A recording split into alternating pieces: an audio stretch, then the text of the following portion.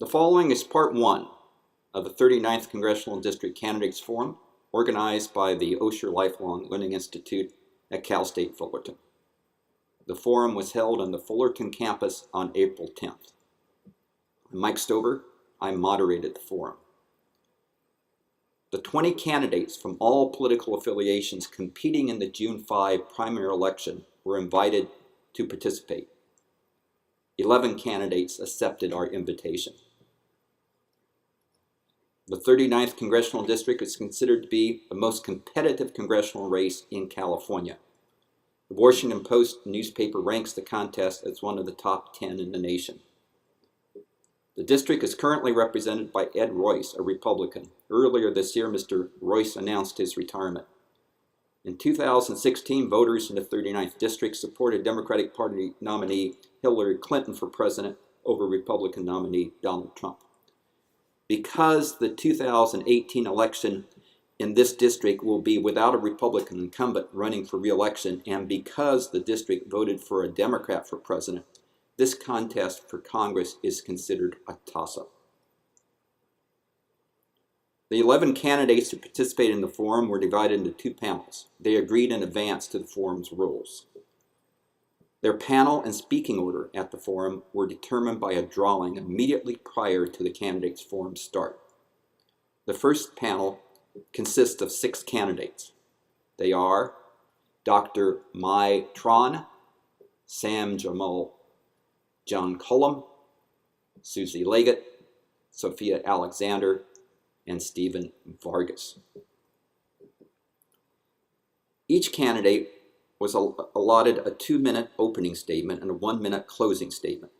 The candidates will each have a minute to answer written questions submitted by OLLI members. None of the questions were shared with the candidates prior to the forum. Now, let's begin. Why don't you all come in now and give the candidates a round of applause. Remember, you could have been a candidate and you didn't choose to, so thank these people for choosing to. Welcome. Okay.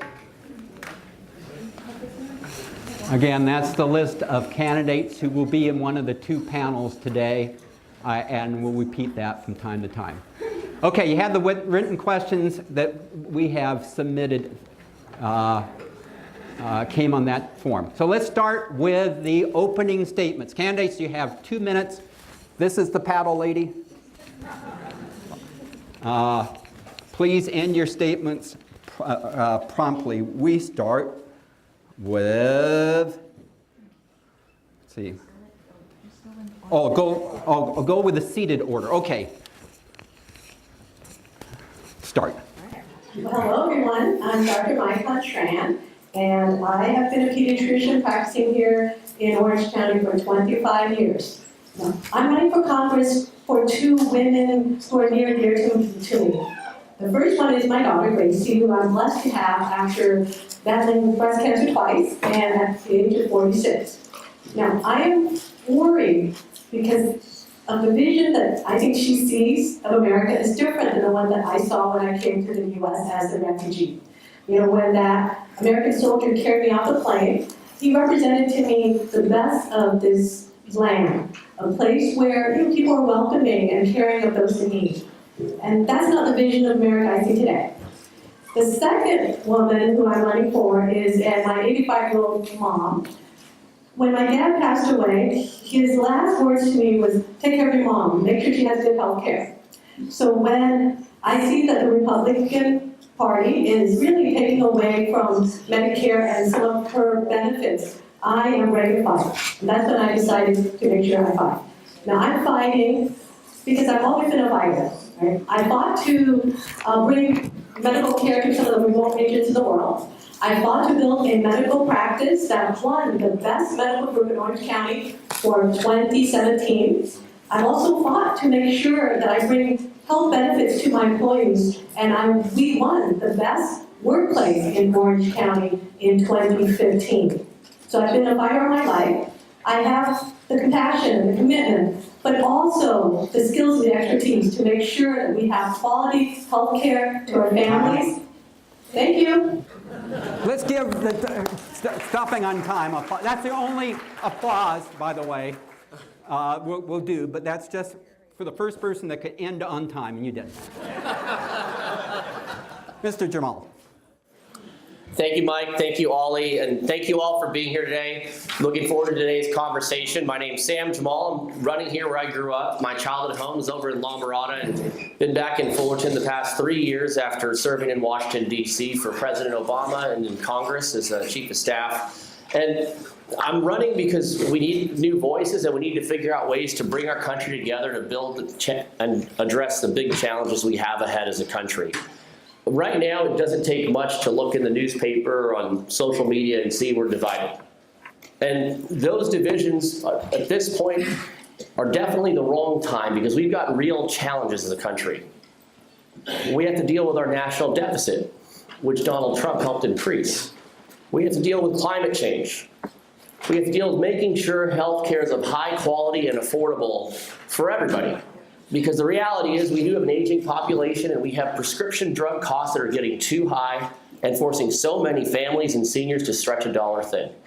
And so for me, I'm running because I want to help address those challenges. And I have the experience to do it, in the local roots to remember our community up in Washington when we have some of these tough debates. My experience stems across the spectrum. I started my career as a civil rights attorney, fighting for immigrants at the Mexican-American Legal Defense and Educational Fund. It doesn't take much to look at what's going on in the news with Donald Trump when it comes to immigration, that we have a lot of divisions. We need someone to fight for civil rights. But more so, I was a chief of staff in the House and a counsel in the Senate, and we're going to be in some tough legislative policy fights when we get into 2019. We're going to have to decide how do we pay for Social Security and Medicare. We're going to have to decide how to improve the Affordable Care Act and hopefully expand to Medicare for all. But more importantly, we're also going to focus on creating good-paying local jobs. And that's where my last experience comes in, working in clean energy for Solar City and Tesla, and understanding where innovation's going and the potential we have to help build the middle class. Because for a lot of us, that's what this is about. How do we build ahead for the next generation to experience that American dream? And so I look forward to today's conversation. I look forward to what we can do together here in answering your questions. And I thank you for this opportunity. Mr. Collum. Well, good morning, and thank you for the invitation to participate today. I'm John Cullum, as you heard, and I'm running for U.S. House of Representatives. I applaud all of you for taking out your time today to be here and to be educated and to be active constituents. The opportunity to vote is a great privilege, and I'd like to thank our veterans and our active military today for preserving those freedoms. Thank you for your service.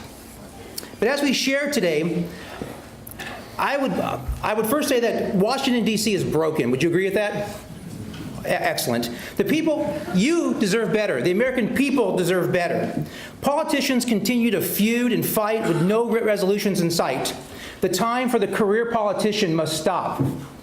Many of my Republican counterparts aren't here today. And by the way, they're all career politicians. Politicians have the attitude that voters don't really know what happens in Washington, D.C., and you really don't know the issues. They believe that endorsements from other politicians are all they need on how qualified they are or how good they're going to do for you. However, we don't trust politicians. We've all said that. We saw the slides on the presentation earlier. So why do we take their endorsements as such having great value? Today, I decided to run for office because, like our founding fathers, a political office should be a civic duty. It should not be a career stepping stone. I believe that we should vote for candidates who hold our beliefs and our values. Vote your conscience this election, not for the popular candidate. You can change the landscape in Washington, D.C. if your convictions are bold.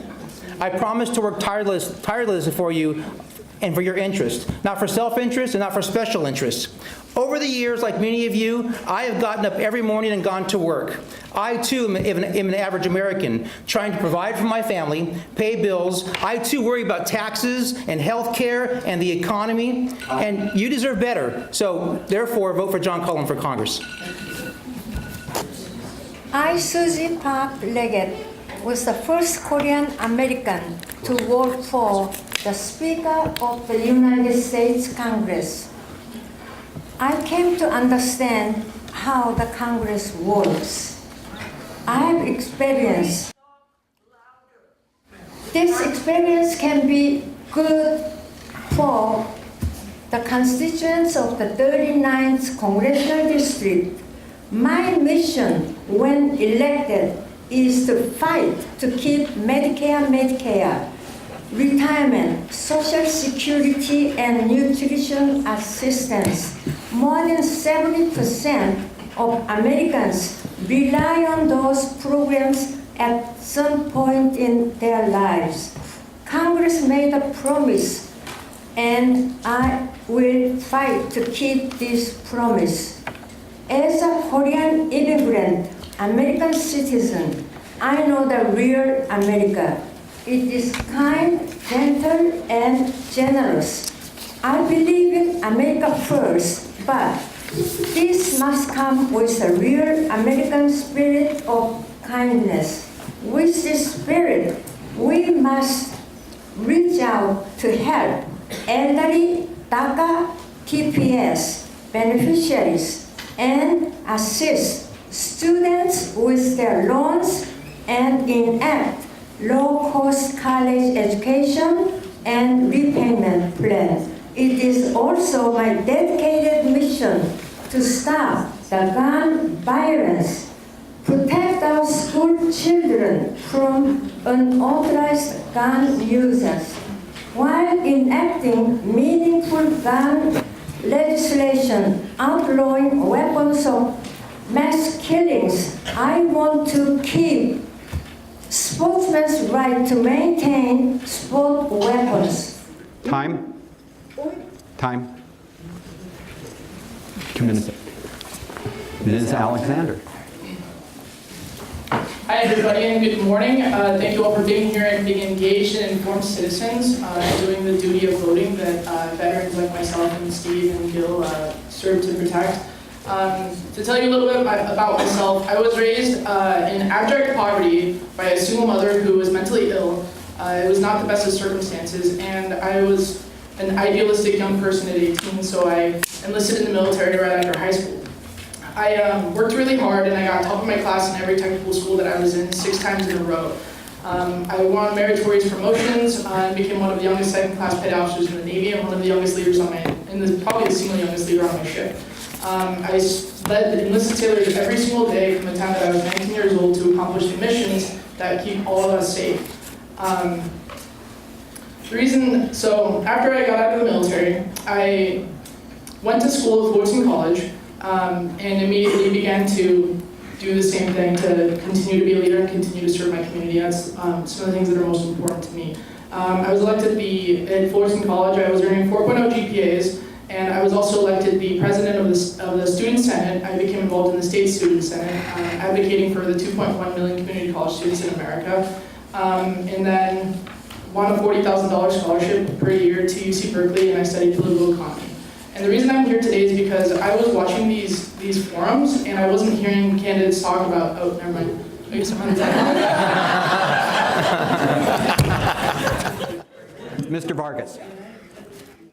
Thank you. My name is Stephen Vargas, and I am running for Congress. Since 1978, I've been in this district. I went to high school in Fullerton.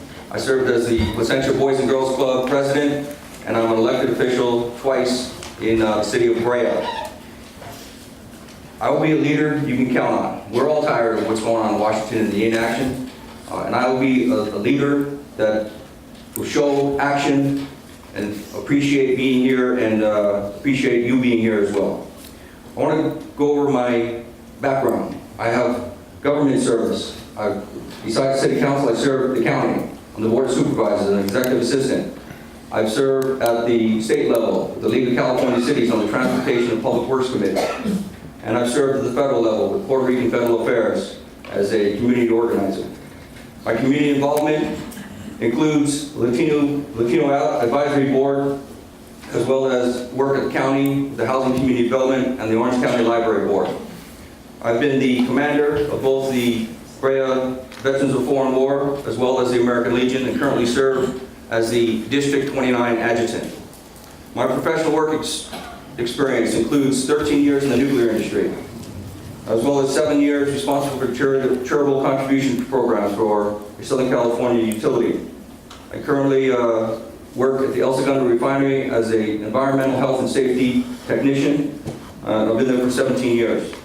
My military experience covers 3 decades of conflicts, including my initial enlistment as a submarine diver in 1980, where I was in Lebanon, involved in Lebanon and Grenada time frame, as well as activation after 9/11. I joined the Seabees, and I've been in since. I've been activated 3 times since 9/11, and including 1-year deployment to Iraq. I am a current lieutenant in the Navy, and I still serve. I have a secret security clearance that's active, so I will have no issues jumping right in and serving in any meeting that Mr. Trump might have. Okay, the paddle is up, which is our official designation. I think we can do 1 applause for everyone.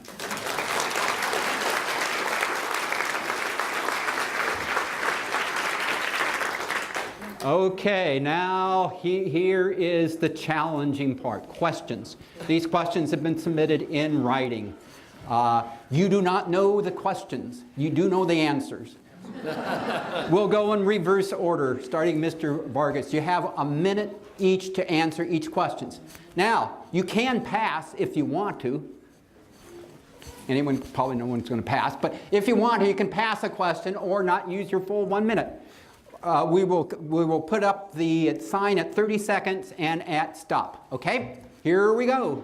First question, and it's a long one. Do you believe that changes are necessary to Social Security, Medicare, and Medicaid in order to either enhance their fiscal sustainability or to improve their effectiveness? If so, can you be specific about what changes you favor and what changes you would oppose? Mr. Vargas, you're on the clock. Yes, sir. Thank you, Mr. Stover. So there's mandatory spending and there's discretionary spending. Mandatory spending currently in the 2017 budget was $2.8 trillion, and 1/3 of that is for Medicare, and 1/3 of that is for Social Security. As you know, your class is on President Trump, and President Trump during his campaign, who keeps his promised that he wouldn't touch Social Security or Medicare. Is that correct? Back me up on that? All right, so he's not going to do it. The reality is that there's other areas of the government that are fraught with waste, fraud, and abuse, and duplication that we need to fix. So as far as I'm concerned, we are not touching Medicare or Medicaid, and I'm going to back up President Trump on those and hold him accountable on that issue. Thank you. Ms. Alexander, you're on the clock. So the number one thing that we need to do with Social Security and especially Social Security is we need to stop robbing. The single biggest thing is that one of the things that politicians like to do is when they campaign, they promise that you can have your cake and eat it too. You can have something without raising taxes. So one of the consequences of that type of mentality in government spending has been unfunded programs that then they have to take out debts against. One of those collaterals that was taken out against was the Social Security fund. So that's one of the problems with it. We need to find a way to replace it, to replenish it. One of the solutions that I advocate for is to increase basically the brackets for it to raise the ceiling for incomes. So right now it's around like 200,000. That's where it stops being taxed at. If we increase that to account for basically the difference between 200,000 and people that are making $200 million per year, then we can replenish that and make a law that basically says that no one can ever touch that fund again. That's how we can protect it for the future. Okay, thank you. Ms. Leggett, you're on the clock. Hi. A little bit higher to your mouth. You all paid into Social Security and retirement. We should not touch your Social Security and retirement. It's your money. But we are broke. There is no money. We must put back in. We must save this country's waste and put the money back into Social Security because you earned it. It's your money. And we must repeat, we must save from other waste and put the money back into Social Security. And if I am elected, I will make it sure your money is safe. and go into Social Security and your retirement. Thank you. Okay, Mr. Cullum. Yes, thank you. You know, lawmakers have proposed that we could slow the growth of initial benefit for higher earners. They've suggested that we could adjust the retirement age for the growing life expectancy. They say that we can make a more accurate inflation calculation for cost of living. They say we can raise the payroll taxes to adjust for Social Security. We can increase the amount that is subject each year for an employee and for a company who pays into the payroll system. You know, these are ideas that have been proposed by lawmakers. All that does is create more debt for you. Again, we've talked about how you have earned your Social Security.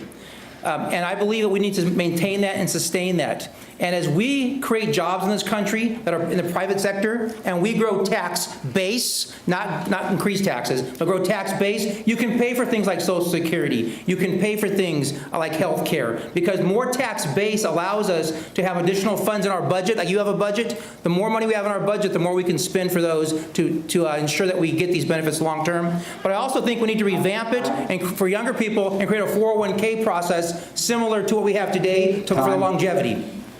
Thank you. It's a complicated issue. Mr. Jamal, you're on the clock. So Social Security and Medicare are fundamentally a promise. They're a promise our government made to you and that you paid into. We can't break that promise. And so it's not about debate in Washington, they call it entitlement reform. This is stuff that we've all earned, that we've all paid into, and so we have to defend it. And I think one of the things we have to defend it against is the increasing deficit that was created by Donald Trump's tax reform bill this past December. $1.5 trillion added to the deficit. It's essentially a manufactured crisis so that Republicans can go after something they've been trying to go after since Social Security and Medicare were first passed. And so number one, I pledge to you as your congressman, I will fight every day to draw that red line, no cuts to Medicare, no cuts to Social Security.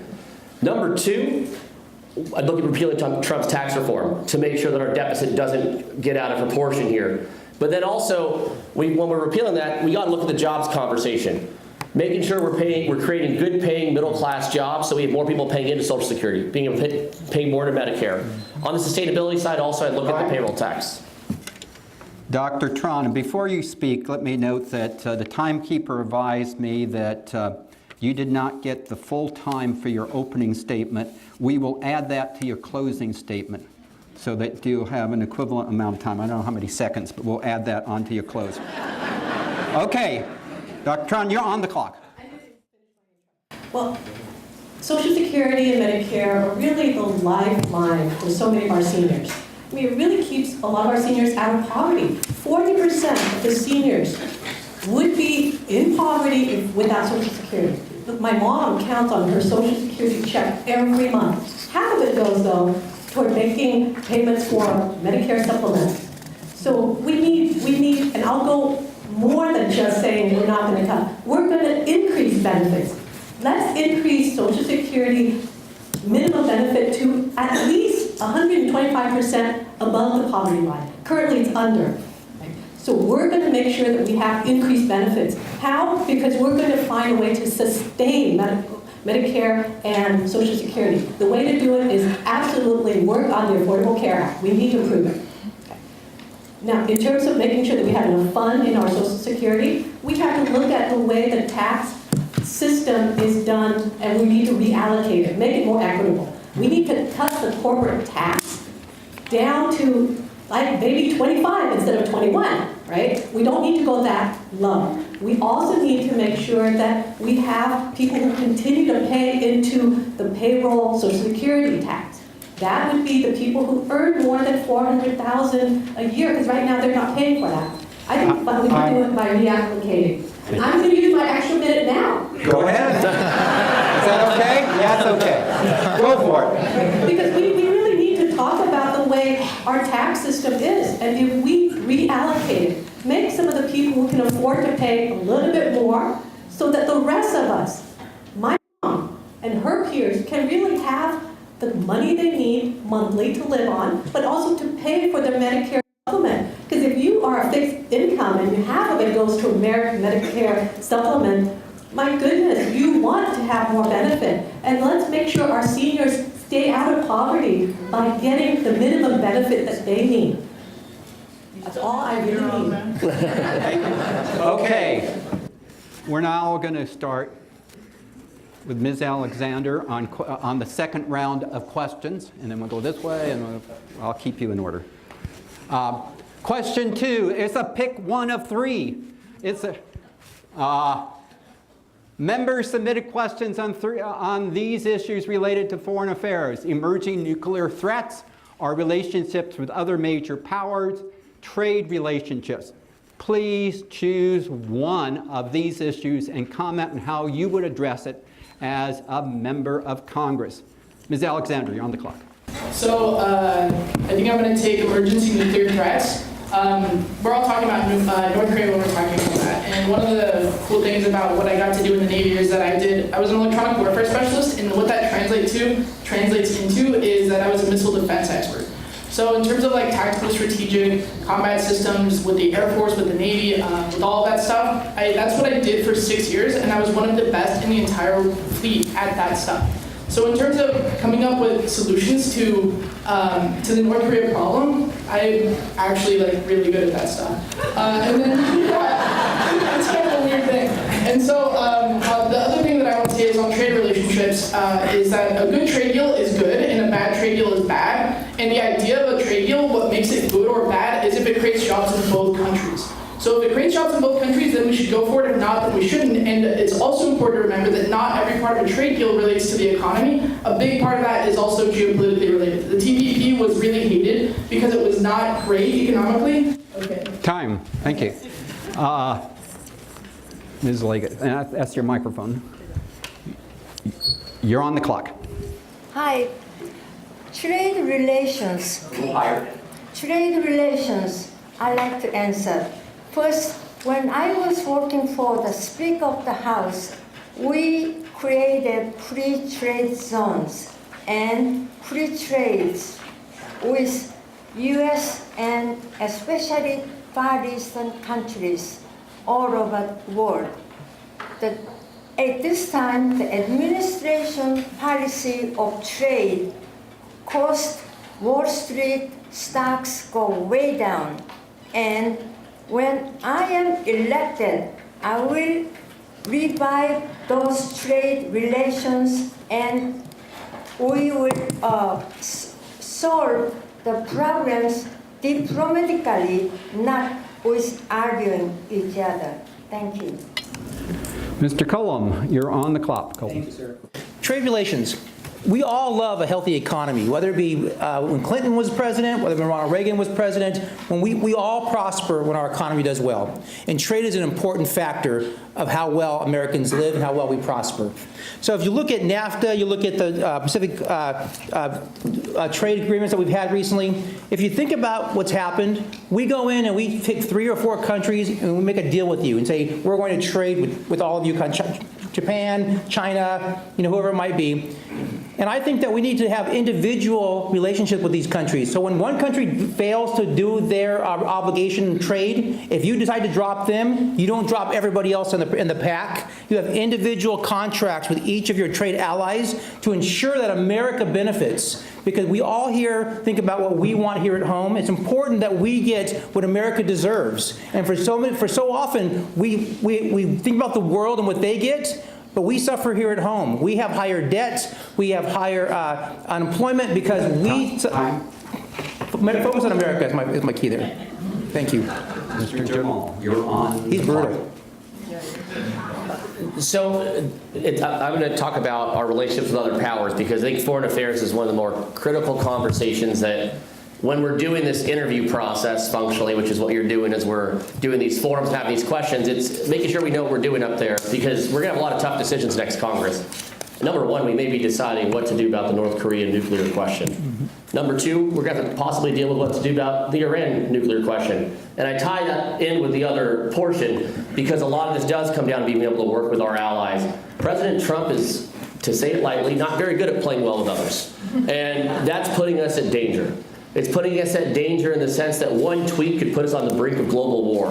And what that means is Congress is that much more important to be able to empower the State Department to engage in diplomacy. Congressional oversight is that much more important to make sure our Defense Department has what it needs, because this president's not going to do that. And on my end, I used to be a chief of staff in the House, so I've been there through these tough war votes. I also had the top secret clearance at the Department of Commerce and worked with the State Department and Defense Department. So I know how to do the job, and it's important to get it. Dr. Tron, you're on the clock. As a business owner, and as most of the people in the district, I think we're all business owners who really believe that we need to have a fair and free trade. But I think we all have agreed that the global economy has benefited tremendously from all of the free trade acts. I think NAFTA has actually benefited the U.S. economy tremendously.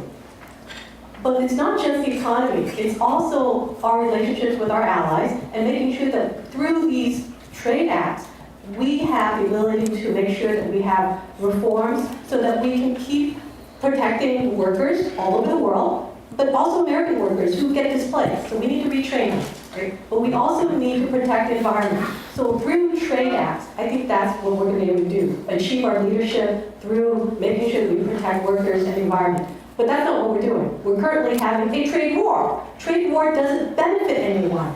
It doesn't benefit anyone, particularly our allies. Right? We have allies who import more to the U.S. through steel. And I think we need to really make sure the trade acts are fair and free. Thank you. Mr. Vargas. Yes, sir. Mr. Silver, I'm going to take all three. So our relationship with other major powers. Well, first of all, I believe in Ronald Reagan's peace through strength philosophy. And it is my most solemn duty as a congressman to protect not only Americans, but our allies. And that's with strength. We need to rebuild our military, modernize our nuclear arsenal, and continue to update our intelligence and cybersecurity efforts. Our nuclear arsenal, emerging nuclear threats, number two on your list, is we've decreased since the Cold War 80% of our nuclear arsenal as China and Russia have increased theirs. So we need to upgrade ours. And then finally, on trade. North American free trade has played a key role in supporting North America energy interdependence. We rely on Canada and Mexico for trade and for achieving energy independence, freeing ourselves from OPEC and the quagmire of the Middle East, and I fully support NAFTA. Thank you. That's by the way, thank you is my new time. Has no value in terms of evaluating the comments of the candidate. I'm using thank you now. It's much nicer. We're nice people here in OLLI. Okay, question number 3. It's a shorter question. Must be easy. Oh. What is your position on the Second Amendment and demands to reduce gun violence with gun control? So we start with Ms. Leggett. You're on the clock. Thank you. Second Amendment is created, but not the assault gun, not to possess assault gun. It is created to protect in time of war and to protect you and your family, not shooting around innocent children. Therefore, I am for the stopping of these assault guns and curtail gun lobbies from giving money to members of Congress so that they can get their own way. Assault gun should be stopped so that we can protect our children from schools. Thank you. Thank you. Mr. Cullum, you're on the clock. Second Amendment. I'm a big believer in the Second Amendment. I believe I support the National Rifle Association. It's tragic what's happened in our schools as of late. You know, and I believe that it's more of a mental health issue today than it is a gun issue today. And we have to find solutions of how to ensure that people that have guns are responsible with them. But the sad part is, though, in our society, is if you took away guns, criminals would still have guns. And so it's really important for us to understand the effects on our society. Knives kill people. Guns kill people. Drunk drivers kill people. A lot of people, it's tragic in this country that it happens. There are 330 million of us, and sometimes tragedy affects some of those individuals. The key is responsibility, and it starts with each one of us individually. And I believe that if we step up and look at that seriously, we can begin to make serious change in this country. Thank you. Mr. Jamal, you're on the clock. One of the most inspiring things as a candidate has been seeing the high school students step up and add their voice. Just the other day, we had 8 high school students from Fullerton High School show up to our office. We didn't know they were coming, and they said, we want to make phone calls. And so we went around the room and started to ask them, why are you here? There's many other things you can do in high school. And it's because they're concerned about their safety. And so, I think we have to look at the gun violence issue in a number of different realms. Number one, we need to restore the assault weapons ban. While it won't solve every gun violence instance, it will lower the number of deaths as a result of these tragedies. Number two, we need to close the various background check loopholes. Whether it's the loophole of if you buy a gun in Nevada and you be able to come and bring it back to the state because they don't have the same background requirements, or it's the loophole of if you're a felon in some of these states, you can buy a gun, and we don't have any sort of universal background checks across that. If you're on the no-fly list, you can still buy a gun right now. That's a problem. And then more so, too, we need to make sure our schools have school safety funding. I went to the Council of PTAs in Fullerton and need to make sure they have resource officers there to prevent gun violence. Thank you. I should note to all the candidates, and I'm sure you've thought about that, you can always include something in your closing statement on an issue that you want to have a continuation on. You'll still have the 1 minute, however. Okay, Dr. Tron, you're on the clock. As a mother of a school-age child, I am just heartbroken every time I hear about a school shooting. And it's so unacceptable, and we all need to speak louder and longer on this issue. But as a doctor, I also find that this is a true public health epidemic. It's not just a mental health issue, it is a public health issue. And we have to address it like we always do, which is we need science. Right? So we need to first address this Dickey Act that we currently have that doesn't allow the NIH or the CDC to collect data on gun violence. We need to be able to do that. We need to be able to approach this epidemic like we would the epidemic of measles. Right? We know how to respond to an epidemic and contain it. Let's do the same through science with public health issue of gun violence. But we need to go through all of the stuff that they've mentioned. We have to have universal background check, including mental health checklists. We need to close all the loopholes and assault weapon ban. Ban those things. I don't see why in any civilized country we should have that Thank in you. our ability to get. Thank you. Mr. Vargas, you're next up. Yes, sir. The question is my position on the Second Amendment. I fully support the Second Amendment. I am a expert at the 45 millimeter as well as a sharpshooter on the M16, and I have to qualify annually. So I want to say that, first of all, I absolutely support reasonable improvements to our gun control methods. As Mr. Jamal said, people on the terrorist watch list absolutely should not be able to buy a gun. Universal background checks, I absolutely support. The fact that bump stocks, that you make a semi-automatic to an automatic record is unreasonable, and I'm okay with those, to make those changes. That's a reasonable change. But I got to say on this issue, the reason we're even asking this question is because of what happened down in Florida. And Sheriff Israel needs to be on trial with that Mr. Cruz for his failure, the FBI failure, for the failure to recognize Mr. Cruz as a mental patient and going 25 times of not checking up on that. We told him we don't care about you. Thank you.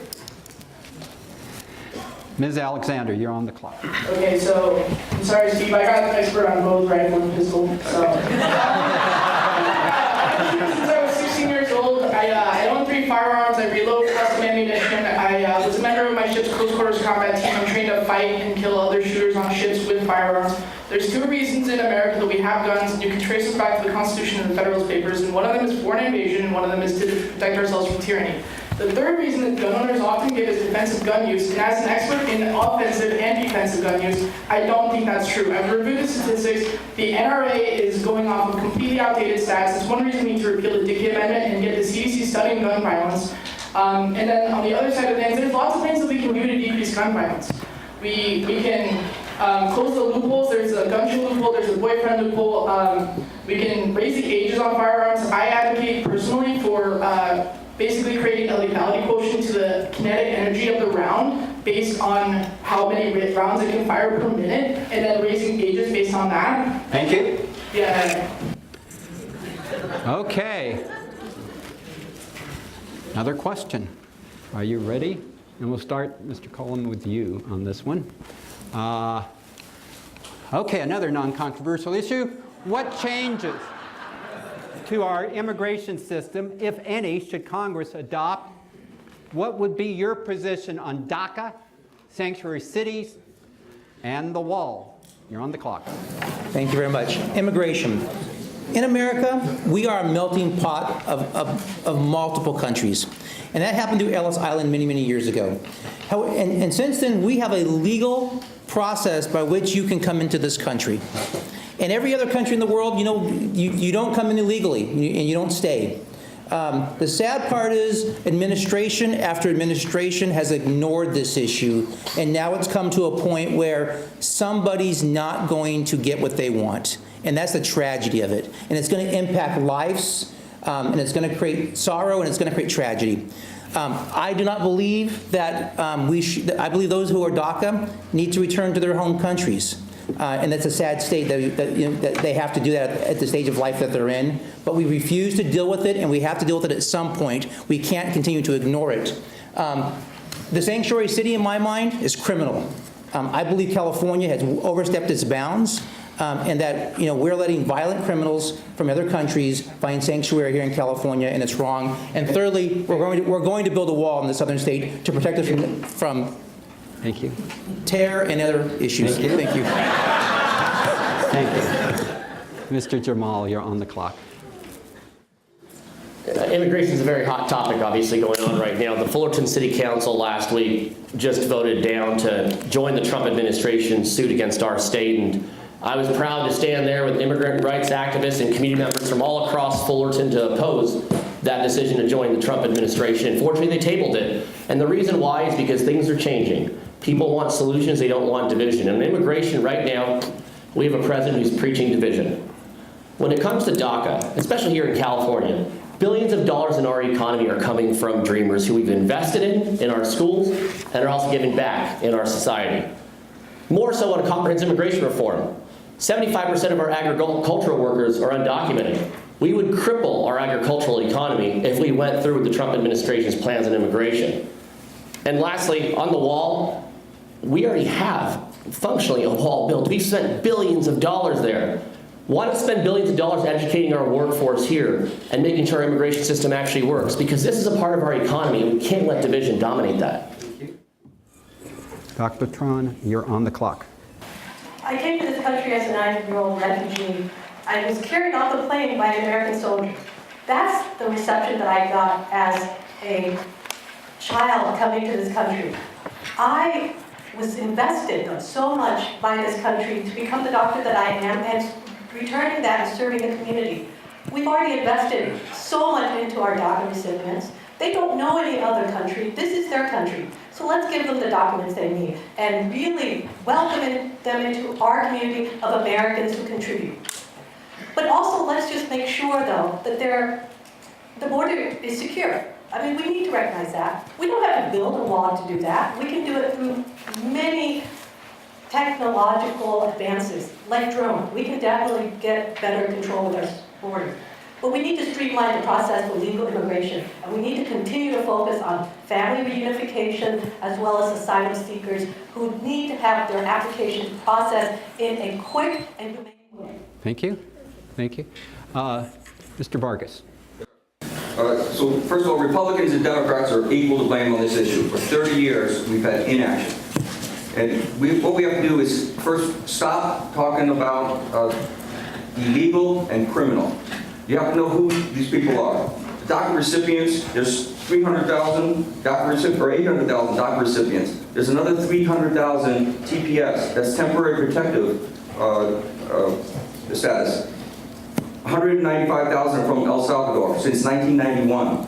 Because of this lack of action, they keep on putting them over every 2 years. Right? 50,000 from Haiti from the earthquake. Still, they're here legally. They are under temporary protective status. So we've got to stop calling them illegal. It's not fair. As far as sanctuary city, I'm absolutely against that. The federal government's in charge of securing our border, and they need to be in charge of that. And the wall, there is going to be a wall. There's a wall system, and it includes security, physical barrier, as well as drones and other electronic means. Thank you. Ms. Alexander. Okay, so the issue of immigration is the probably single biggest reason why I'm running as an independent in this race rather than a Democrat or a Republican. They both are, as Steve said, guilty in not fixing this problem. And the reason for that is that politicians like to use wedge issues to get elected. They like to divide the electorate using issues that divide people. Democrats want the issue because a lot of the Latinx population happens to be Catholic and they happen to be pro-life. And Republicans want the issue because they want to scare people about crime and terrorism and they want to keep the border secure. And they also want an exploitable workforce for agribusiness. So there's three problems with this issue. The first is DACA, who should be given an unqualified citizenship status because they're just as American as any person in this room. The second issue is the 11 million people who are already undocumented and are living here, and those people are largely hardworking, are paying their taxes, are not getting anything out of the system, and we need to give them citizenship as well, maybe not as quickly as the DACA people. The third problem is the immigration system that's backed up, and it's broken intentionally, as I contended earlier. So that's how I feel about immigration. We need to fix that. Thank you. Ms. Liggett. DACA and TPS are one of my campaign statements. DACA and TPS, they are the dreamers. They came to this country and they are law-abiding citizens. They have jobs, they have children, they have a family. We must support DACA and the TPS. I am all for it. We have money. This is a country, and this is a very generous country. Sanctuary city, I am for sanctuary city, but we must be able to pay for this sanctuary city status. The war, the administration suggested and have been paid for it. Thank you. Okay, next round. Question number 5.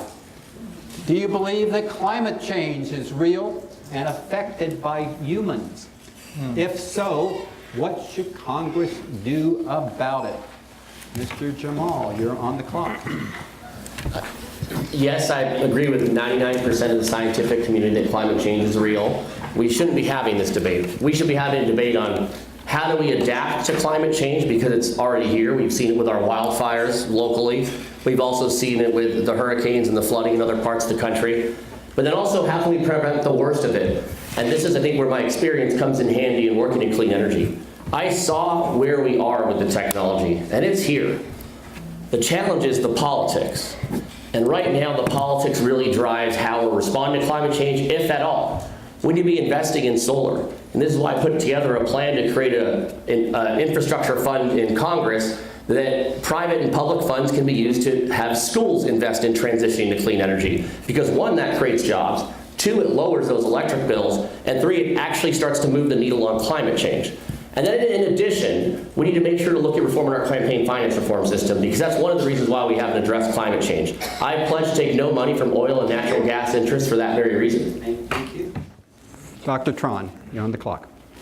Well, I've been on many humanitarian missions all over the world that expose climate, hurricanes and typhoons. I went to the Philippines and actually saw 2,000 patients after the largest typhoon that made landfall. And there were still about thousands of people living in UN camps. So climate change and all extreme weathers are real, and they're caused by humans. So humans need to fix it, right? And we need to fix it because of all the people who are damaged by it.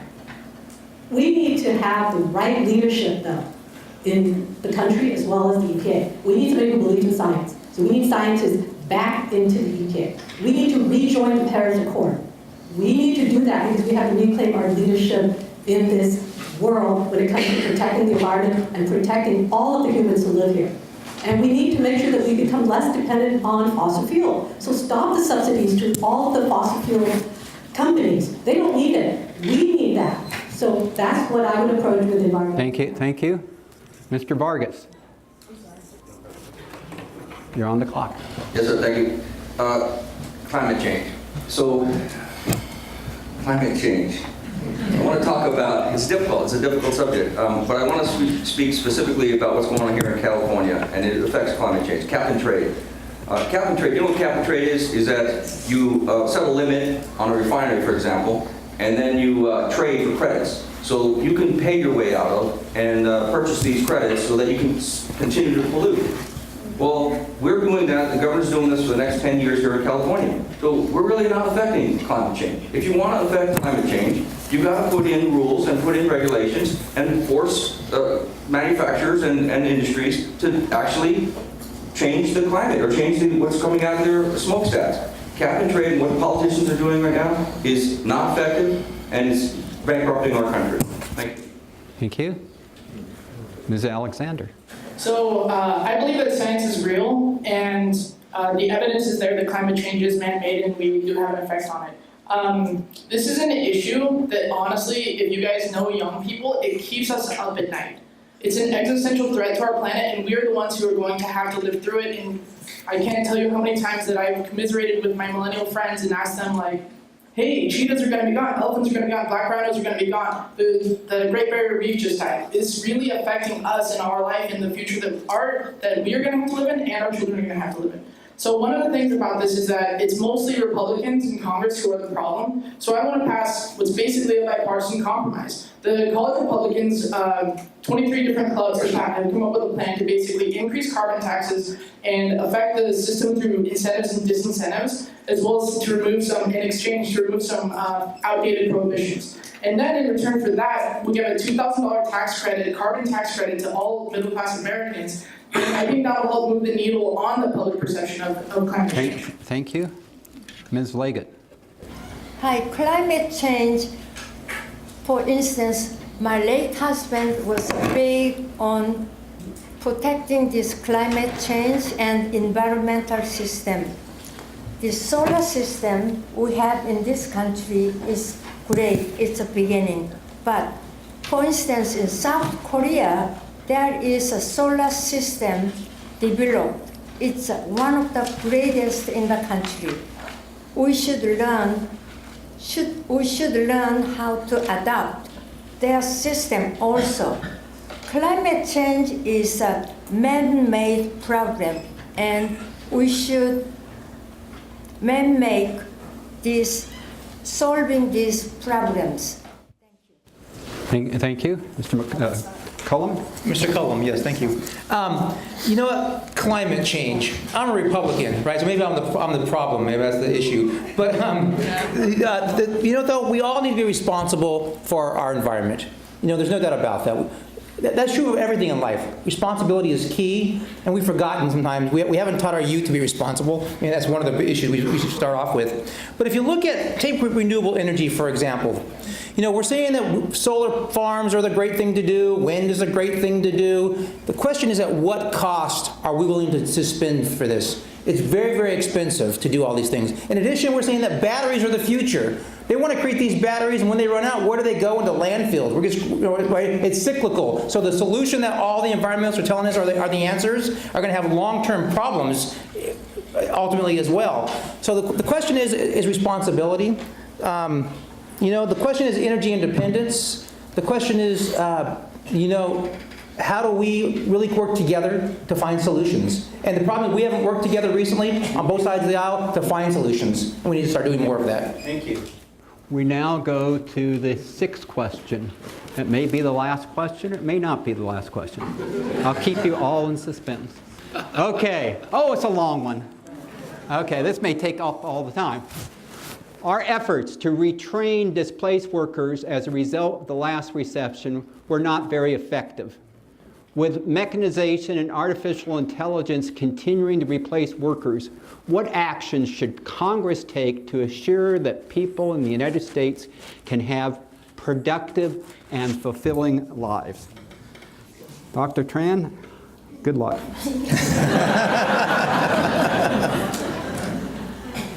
I think it starts with education.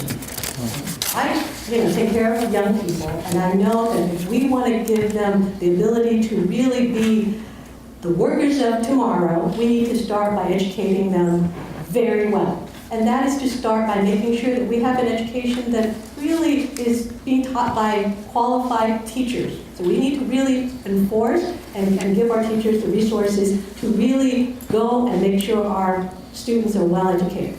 How do we do that, though, in the higher education? We need to make sure that we have an education system that really values all skill sets. So we need to not only focus on STEM and STEAM in higher education, but we also need to make sure we have vocational training programs to really help people who don't want to go to universities. So I think that it really starts with education, making sure that we value all skill sets so that people can have an education to really be prepared for the future. Mr. Vargas. Yes, thank you. So, absolutely, Dr. Tran, I agree with you on education is a key. The programs at the local college, Fullerton College, are excellent to help retrain and focus on STEM, which is the science, technology, and math programs. So, I know that when you displace workers, you're affecting communities, of course. It's happened all throughout the Midwest, and we're seeing that. We need to retrain our young people and get them focused.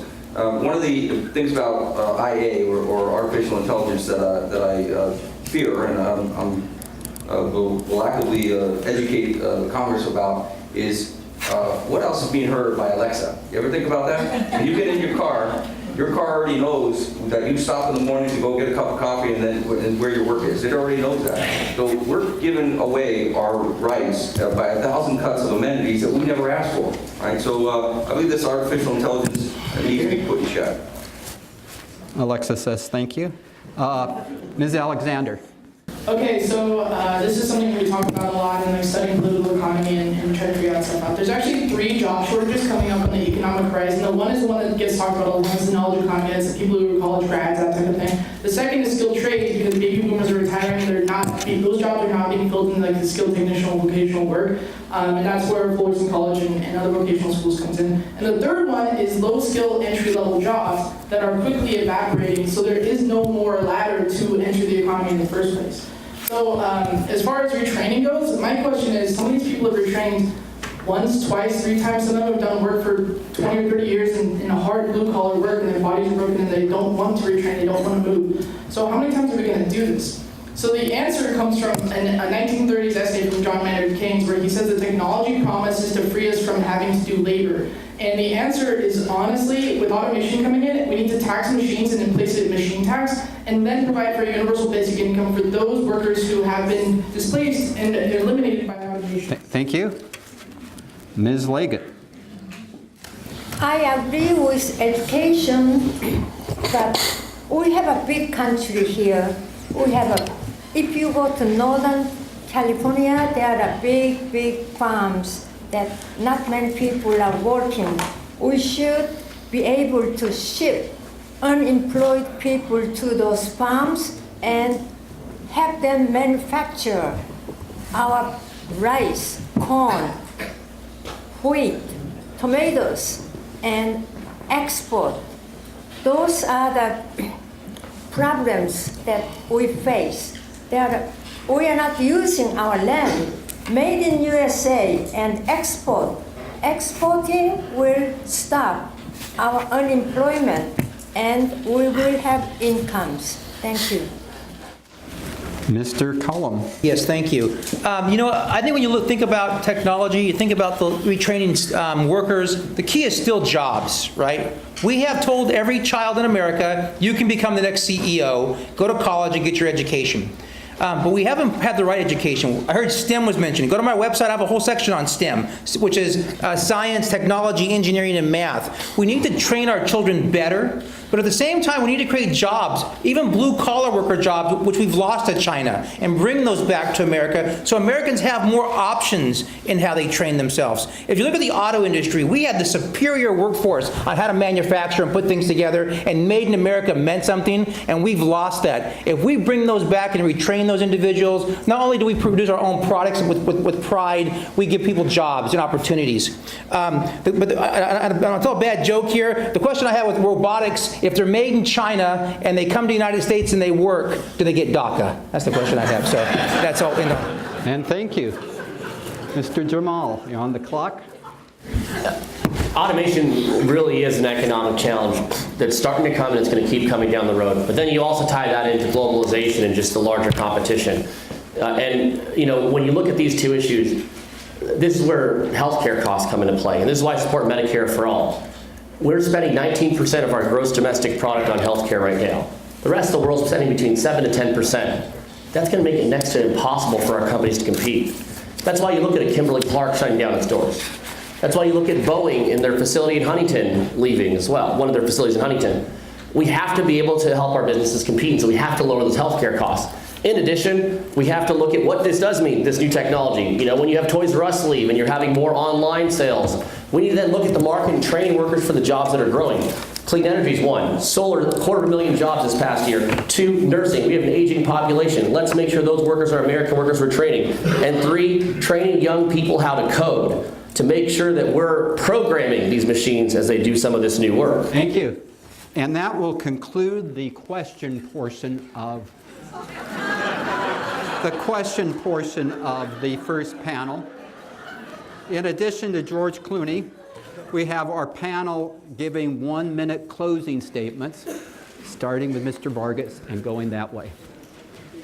Mr. Vargas, you're on the clock. Thank you so much for being here and taking time out of your day to be here. Appreciate it. I am running to be an advocate, to be your advocate, and not for 36% of the Republicans that are in this district, or the 34% of the Democrats, or even the 30% of the NPPs, no party preference, the Green Party, or American Independence. I'm running for 100% of the people of the 39th district. I have my local accomplishments in most recently in Brea. I was a deciding vote to block Ordinance 1201, which would have violated our First Amendment rights to protest. I've been a defender of civil rights with the Vargas v. Balls case, where I had to sue to protect our initiative process.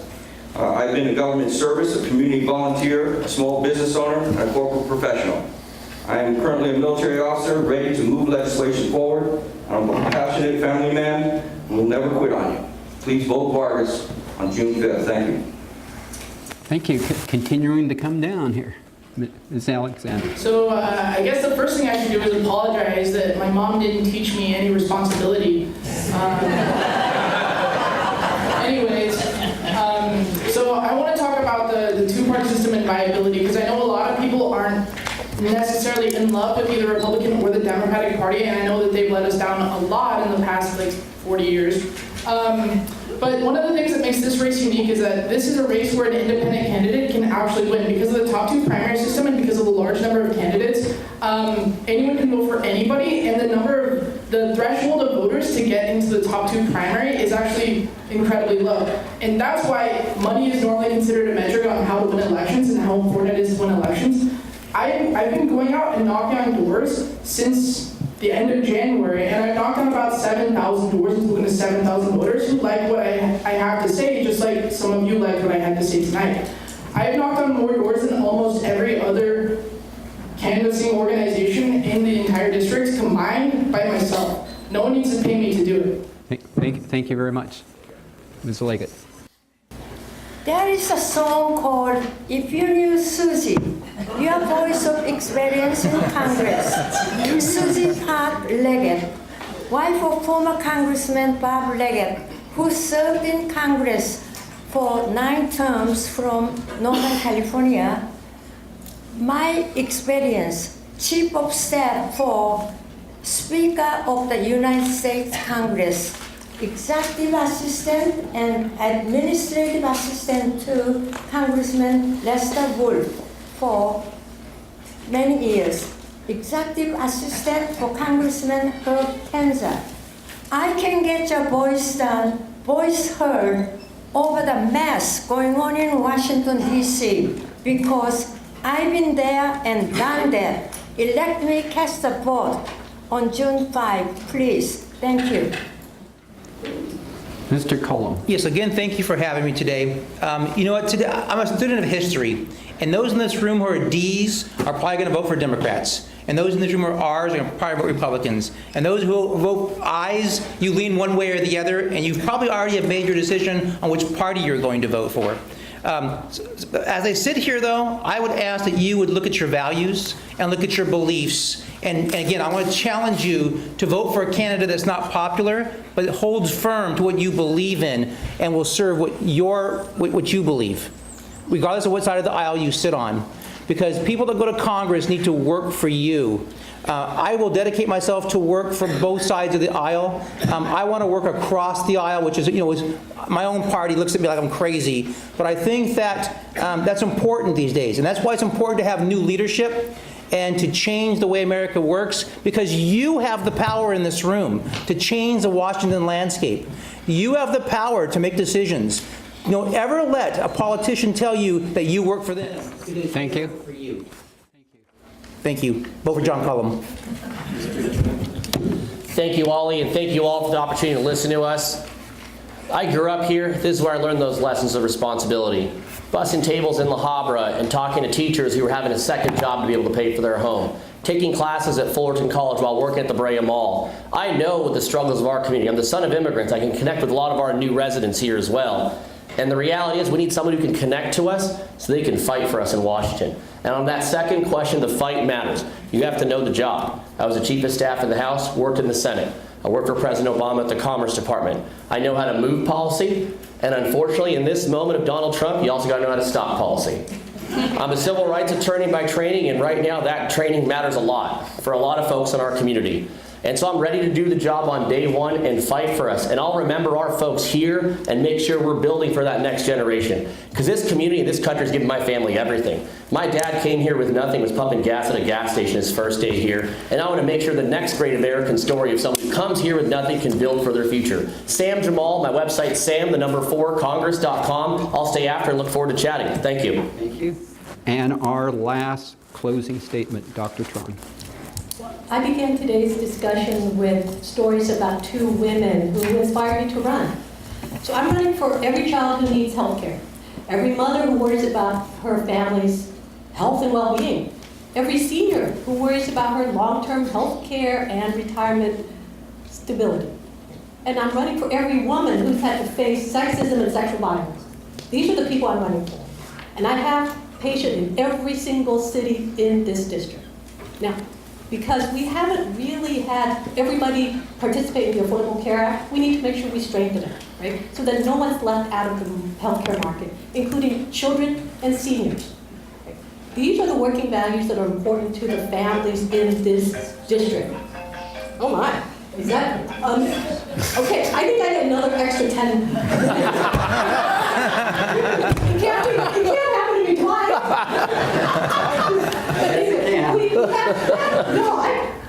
Okay, well anyway, we have challenges. I've never given up. I've fought cancer twice, and I didn't give up through my cancer treatment. So we need a country, we need this fighter, who's somebody who's going to fight for us in Congress for the vision of America that my daughter, I want her to have, and the retirement that my mom deserves. Thank you.